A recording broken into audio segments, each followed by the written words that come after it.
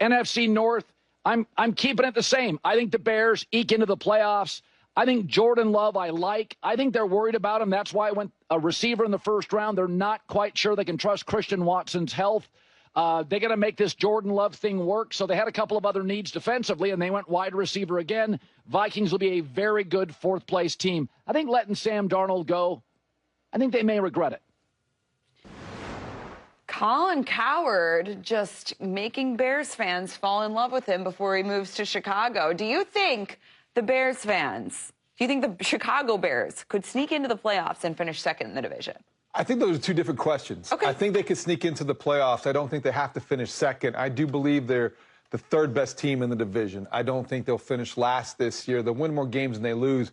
I respect Colin Cowherd. I think he does a lot of homework, and he's not just a hot take artist.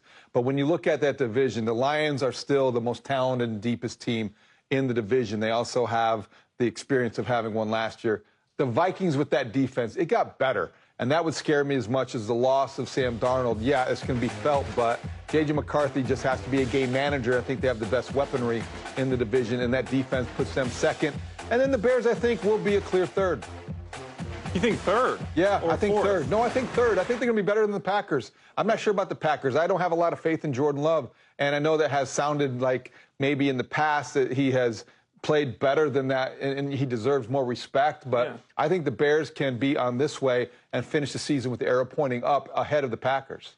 I think it's possible. Maybe Colin is pandering a little bit to the hometown, his future hometown. But when you look at it, like you guys said, the Lions lost 8 assistant coaches, including Ben Johnson and Aaron Glenn. It's going to look completely different. Coaching matters. I know they were 15-1, led the NFC, the #1 seed, but that matters. I want to see how they rebound from that. It's not going to be the same team.